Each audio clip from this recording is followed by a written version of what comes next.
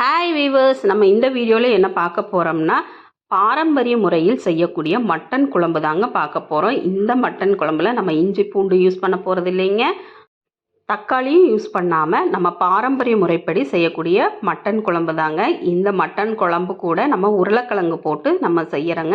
அது எப்படி செய்கிறதுன்னு வீடியோக்குள்ளே போய் பார்த்து தெரிஞ்சுக்கலாங்க. வீடியோக்குள்ளே போகிறதுக்கு முன்னாடி மறக்காமல் நம்ம செல்லக்குட்டி மம்மி சேனலை லைக் பண்ணுங்கள், ஷேர் பண்ணுங்கள், சப்ஸ்கிரைப் பண்ணுங்கள். அப்புறம் பக்கத்தில் இருக்கிற பெல் பட்டனையும் கிளிக் பண்ணிடுங்க. இப்போ வாங்க நம்ம வீடியோக்குள்ளே போகலாம். முதல்ல ஒரு வடைச்சட்டி வச்சு வடைச்சட்டி சூடானதுக்கப்புறமா வர கொத்தமல்லின்னு சொல்லுவாங்க இல்லைங்களா, அந்த வர கொத்தமல்லியை இதில் போட்டுக்கலாம். இது கூட கொஞ்சம் சீரகம், மல்லித்தூளெல்லாம் யூஸ் பண்ணக்கூடாதுங்க. இந்த மாதிரி வர மல்லியை நம்ம வறுத்து பொடி பண்ணி தான் நம்ம யூஸ் பண்ணணும். ஏன்னா அப்போ நமக்கு ஒரு டிஃப்ரெண்ட் டேஸ்ட் கிடைக்கும். அதே மாதிரி உங்கள் காரத்துக்கு தேவையான அளவு வர மிளகாய் இருக்கு இல்லைங்களா, அந்த வர மிளகாயும் போட்டுக்கலாம். இது கூட கொஞ்சம் சோம்பு, பட்டை, கிராம்பு, 2 ஏலக்காய் போட்டு நல்லா பொன்னிறமாக வறுத்து எடுத்துக்கலாம். நீங்கள் கண்டிப்பாக வர மிளகாய் தூளோ மல்லித்தூளோ யூஸ் பண்ணக்கூடாது.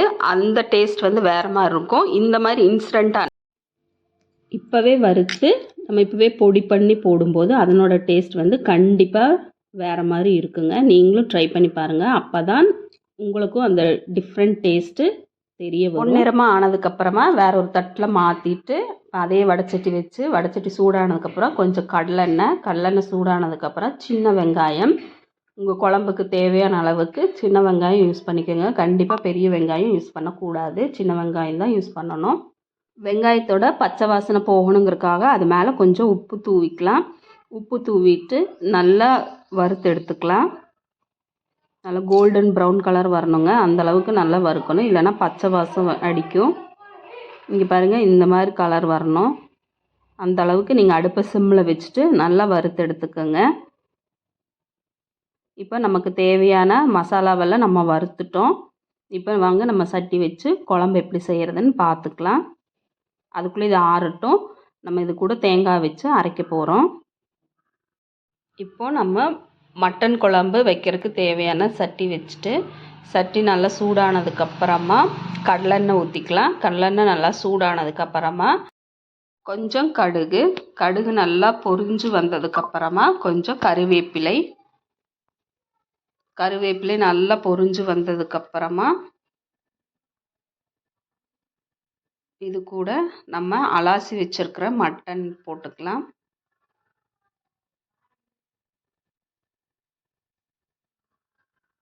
மட்டன் போட்டு நல்லா கலக்கி விடுங்க.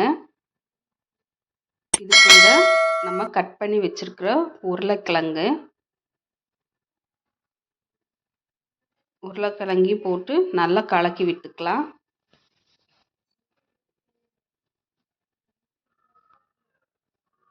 இப்போ இந்த மட்டனுக்கு தேவையான அளவு கொஞ்சம் உப்பு போட்டுக்கலாம். உப்பு போட்டு நீங்கள் மட்டன் வேக வைக்கும்போது தான் அந்த கறியில் அந்த உப்பு இறங்குங்க. இது கூட கொஞ்சம் மஞ்சள் தூள் போட்டிங்கன்னா அந்த உப்பு அந்த மட்டன் ரெண்டுமே தண்ணி விடும். அந்த தண்ணி எல்லாம் சுண்டினதுக்கப்புறமா நம்ம மசாலா வரைச்சி ஊற்றினா போதுங்க.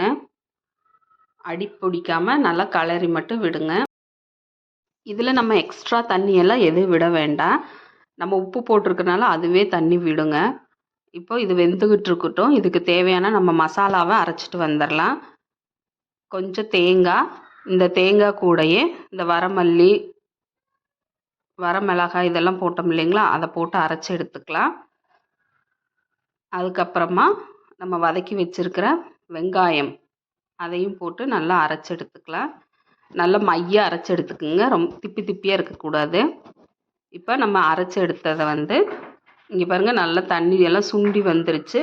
இந்த ஸ்டேஜில் நம்ம அரைச்ச மசாலாவை இதில் போட்டுடலாம். போட்டு நல்லா கலக்கி விடுங்க. உங்கள் குழம்புக்கு தேவையான அளவு தண்ணி ஊற்றி கலக்கி வச்சுக்கோங்க.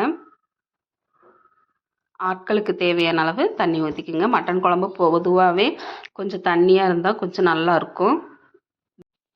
கிரேவியாட்டாவோ இல்லை கொஞ்சம் கெட்டியாகவும் இருந்தால் நல்லா இருக்காது. ஓரளவு நார்மல் தண்ணி ஊற்றி வச்சுக்கோங்க. இங்கே பாருங்கள், இந்த அளவுக்கு இருந்தால் போதும். நம்ம கொதிச்சு வரும்போது கொஞ்சம் லைட்டாக கெட்டிப்பதமாக இருக்கும். கெட்டினா அந்த மாதிரி இருக்காது, சாம்பார் ஸ்டேஜுக்கு இருந்தால் போதும். நான் கொஞ்சம் கலர் வரணுங்கிறதுக்காக காஷ்மீர் மிளகாத்தூள் போட்டிருக்கேன். இங்கே பாருங்கள், இந்த அளவுக்கு இருந்தால் போதும். இது கூட மேலே கொஞ்சம் கொத்தமல்லி தழை தூவிக்கலாம். கொத்தமல்லி தழை அது அந்த குழம்போட கொதித்து வரும்போது ஸ்மெல் சூப்பராக இருக்குங்க. அதனாலேயே நான் முதல்லே போட்டேன். அதுக்கப்புறம் தான் குழம்பு கொதிக்குது பாருங்கள்.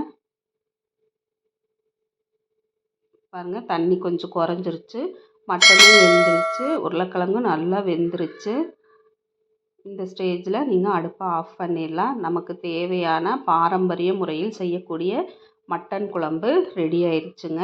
இஞ்சி பூண்டு தக்காளி இல்லாமலே மட்டன் குழம்பு சுவையாக அருமையாக ரெடி ஆயிடுச்சுங்க. நீங்களும் செஞ்சு பாருங்கள், உங்களுக்கும் ரொம்பவே பிடிக்கும். ஆனால் ஒரே ஒரு சீக்ரெட் என்னன்னா, நம்ம மல்லித்தூளும் மிளகாய்த்தூளும் ஏற்கனவே வச்சுருந்ததை யூஸ் பண்ணக்கூடாது. நம்ம அப்போவே வறுத்து அப்போவே அரைச்சதை மட்டும்தான் யூஸ் பண்ணணும்.